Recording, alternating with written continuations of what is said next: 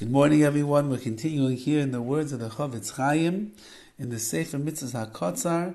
Today we start with Mitzvah Kuf Pei Hey, number 185. Mitzvahs lo yisaseh, a negative commandment, shelo la'acha nidro v'nidvosai. You're not allowed to delay fulfilling the vow or the voluntary offering that you said you're going to bring. Shenemar ki sidor neder, when a person makes a neder, lo yisa'acher l'shalmai, he should not delay in paying it off. Ve'in over al zeh, ad sheyavru alav shalish regalim. You don't transgress this prohibition until 3 festivals, Sukkot, Pesach, and Shavuos have passed you. Or if you took it after Sukkot, then it's Pesach, Shavuos, and the Sukkot, so on and so forth. With tzedakah, however, when it comes to tzedakah, charity, he gam ken b'chal nedarim. It's also considered to be a neder, a vow. Aval al tzedakah, but when it comes to tzedakah, im eicher, if you delay in giving that, you can transgress this prohibition of delaying in the payment immediately. Why? Because poor people are always around and they need the money. So if you're supposed to give them, you don't give them, you don't have to wait 3 festivals. If you delay in giving them the money, you're already transgressing. Let's say there's no poor people around. He said, I'm going to give $1,000 to tzedakah. So take that money, put it on the side, and keep it there until you find a poor man. If you made a stipulation in your vow, I'm only going to give the money when I find a poor person, then you don't have to separate it off to the side until you find a poor person. There's no real obligation yet to give the tzedakah. This applies everywhere all the time, in the kevos, men and women alike. Next, 2 negative commandments, Kuf Pei Vav and Kuf Pei Zayin, 186, 187. Mitzvahs lo yisaseh, negative commandment al payel, on the worker, shelo yoicha b'shas malacha, while he's working, he's not allowed to eat.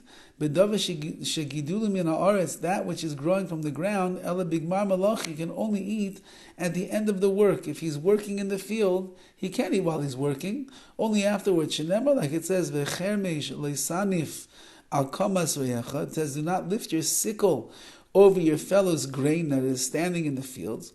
And the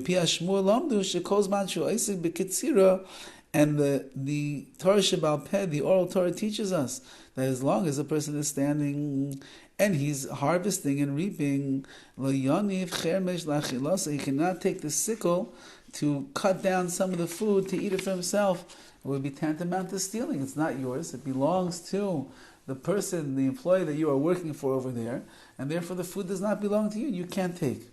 And the second mitzvah, Mrs. Lo Yisaseh, a negative commandment, al payel shelo yikach b'yadav mima she'asa, whatever he has cut down, he can't take. V'lo yikach yosem achilasav v'yiten la'achem, nor can he take more than what he eats and give it to others. Which means you're allowed at the end of the day, after you end up cutting everything down and harvesting, there is some that you're allowed to take for yourself, but you can't take more than is necessary, and you certainly cannot take extra to give to others. Like it says, like it says, you cannot put any of this produce that you cut down into your vessel to take it with you. This applies everywhere all the time.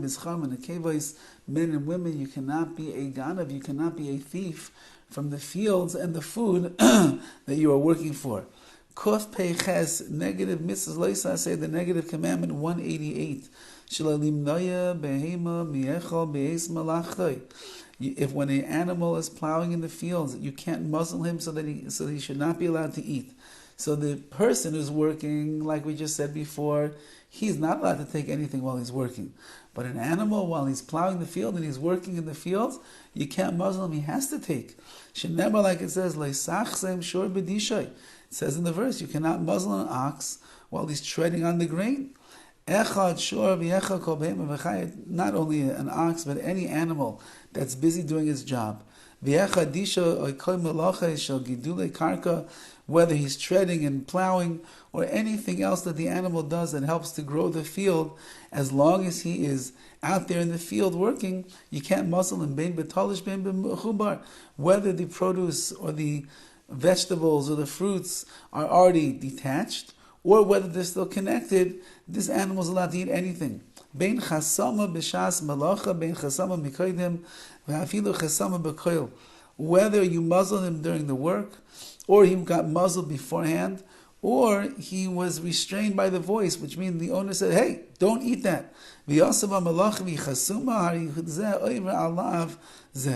Any animal that's doing its work in the fields, and in one way or another he is muzzled, which means that you're not allowing him to eat, you transgress this prohibition. Even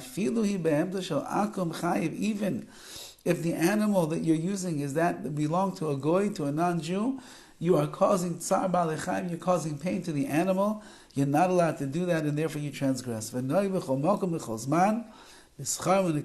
applies everywhere, all the time, for men and for women. And the last mitzvah today, Kuf Pei Tes 189, Mrs. Loisa says, She'im Yikari Kan Tzipor, if you chance upon a bird's nest, Lefanav in front of you, Lo Yikach Ha'emi Mabanim, you cannot take the mother together with the young birds. Shenema, like it says, Ki Yikare Lo Yisikach Ha'em Alabanim, do not take the mother with the young. That will be the end of generations as it is. We know there's a mitzvah that we had of taking the children, with taking the children, that you could do, the birds, the baby birds, the eggs, that you could do, but the mother as well you cannot. This applies everywhere all the time. For men and for women are both going to be in that prohibition.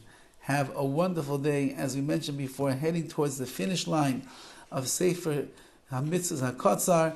Be'ez Hashem, between tomorrow and Friday, we will make a siyum, we will complete this wonderful work. Have a wonderful day.